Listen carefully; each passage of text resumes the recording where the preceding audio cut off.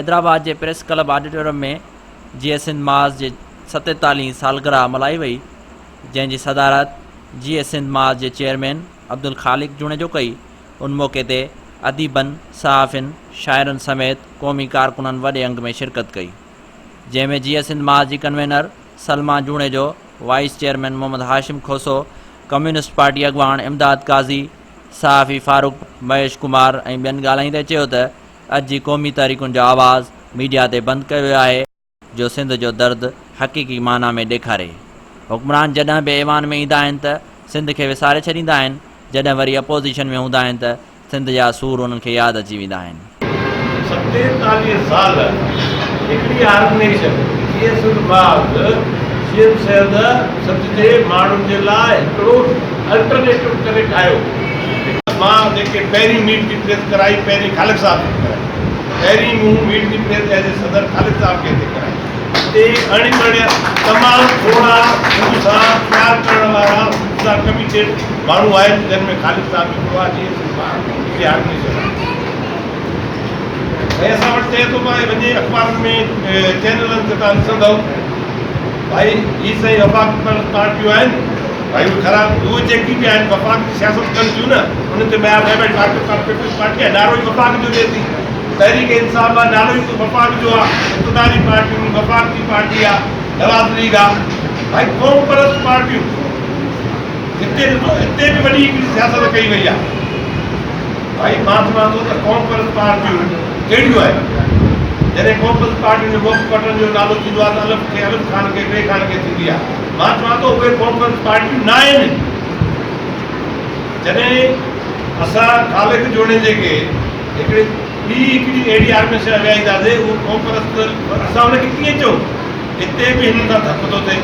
हक़ीक़ी क़ौम परस्त पार्टियूं जेके आहिनि, हक़ीक़ी क़ौम जे दर्द ऐं जी ॻाल्हि कंदड़ जेके पार्टियूं आहिनि, ॿी क़ौम परस्त पार्टियूं हुननि खे खाई वियूं। क़ौम परस्त जा नुमाइंदा ॿिया थी विया आहिनि। फारूक साहब इहा ॻाल्हि कई, केर बि क़ौम परस्त जा नुमाइंदा, कहिड़ी ऑर्गेनाइजेशन, कहिड़ो चैनल, कहिड़ी मीडिया जॾहिं क़ौम परस्तनि जो मुख वठण जो वठे त कंहिंखां थो वठे? क़ौम परस्तनि जो मुख वठिणो आहे, हक़ीक़ी क़ौम परस्त को वठिणो आहे त जीएस सिंध मास को वठिणो आहे। ख़ाली गुज़िरियल 20-25 साल में इस्टेब्लिशमेंट जी स्पॉन्सर करदा जेका सियासत आहे, जंहिं सिंध जे क़ौमी मिज़ाज खे तब्दील करे छॾियो आहे, सियासी मिज़ाज खे तब्दील करे छॾियो आहे। सियासत माना ठगी, भतेखोरी, मफ़ाद परस्ती करार थी वई आहे। सो जीएस सिंध मास कोशिशि करे थो त उहा जेका 60-70 जे ॾहाके में हिते इनक़लाबी सियासत थींदी हुई, कमिटमेंट वारी सियासत थींदी, वतन दोस्तीअ वारी, अवाम दोस्तीअ वारी, उहा सियासत खे वापसि आणे। उन ई सिलसिले में ही ॾींहुं बि उन जे लाइ आहे त असां पाण खे सिंधी माण्हुनि सां ॻंढियूं ऐं सिंधी माण्हुनि जो राया तजवीज़ूं असांखे अचनि, जीअं गॾियल सलाह मशवरे सां हुक्मराननि जे इन जेका ॿ नंबरी सियासत आहे उन जो मुक़ाबिलो कजे। जीअं अॼु हिकिड़े दोस्त हिते चयो त रियासती बयाने जो ट्रोड़ कजे। रियासती बयानो छांइजी वियो आहे, हर को माण्हू उन जे दायरे में थो ॻाल्हाए। माण्हू सम्झे थो इन खां अलावा ॿी का ॻाल्हि थींदी ई कान्हे, शायदि ॿियो कुझु थी नथो सघे। ख़ासि करे जेको नौजवान नसुल न 20-25 साल खां आयो आहे, जंहिं उहा सियासत 60-70 जे ॾहाके वारी ॾिठी ई कान्हे, उहो इहो ई सम्झे थो त शायदि सियासत जो मतिलबु ठगी आहे। ख़ासि करे उन नौजवान नस्ल खे हक़ीक़ी इनक़लाबी सियासत सां ॻंढण लाइ असां कोशिशूं वठूं था। हीअ बि उन मां हिकिड़ी कोशिशि आहे।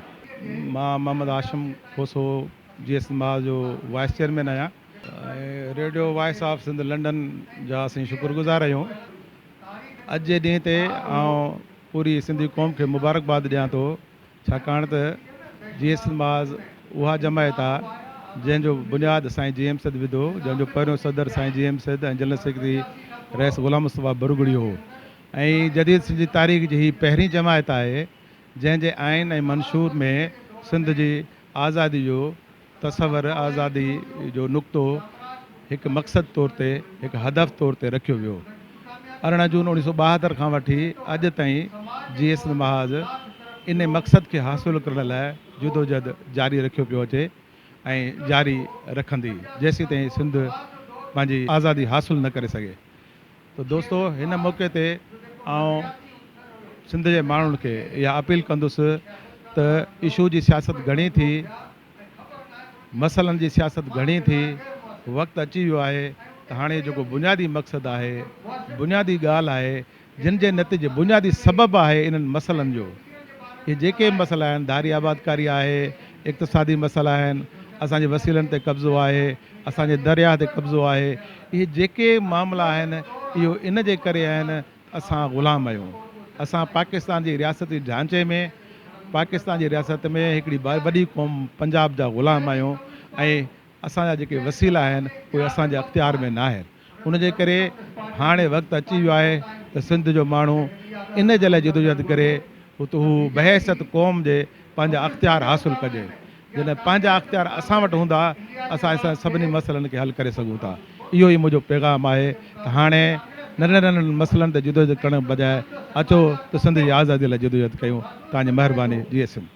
जीएसएन महाज खे ठहे 47 साल थी विया आहिनि, पर उन में जेके लाहा चाढ़ा आया आहिनि ख़ासि तौर ते साईं जेम सैद जी वफ़ात खां पोइ उन जी ज़िंदगी में बि थिया, लेकिन उन जी वफ़ात खां पोइ चाहे उहा रियासत हुजे, चाहे इस्टेब्लिशमेंट हुजे, या वरी जीएसएन जा मुख़्तलिफ़ अंदरूनी तौर ते या बैरूनी तौर ते जेके बि साज़िशूं थियूं उन जे करे ठीकु आहे धकु रसियो आहे, पर जेके बि जिदोजहदियूं हूंदियूं आहिनि, जेके बि इनकलाब हूंदा आहिनि, जिन जे लाइ कोशिशूं कयूं वेंदियूं आहिनि, उन्हनि में कॾहिं लाहा ईंदा आहिनि, कॾहिं चढ़ा ईंदा आहिनि। दुनिया में बैन अल-अक़वामी तौर ते इहो ई आहे।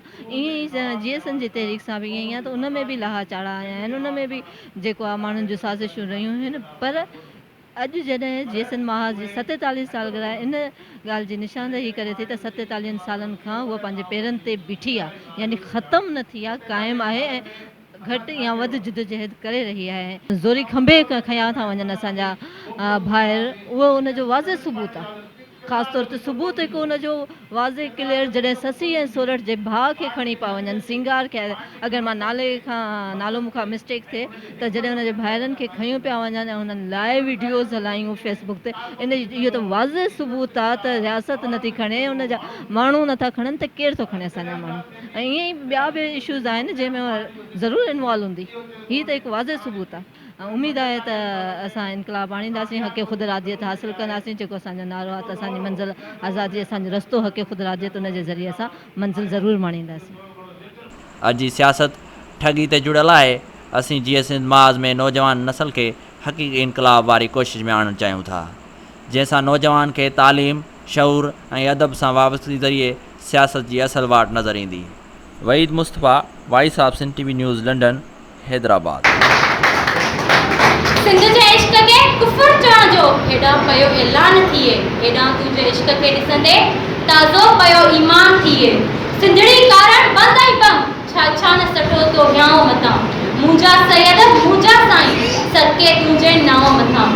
मंसूर खां मथे ओ सैयद तुंहिंजी राम कहाणी आहे, हर को मुंहिं खां पोइ शहीद तो जीअरे शहादत माणी आहे।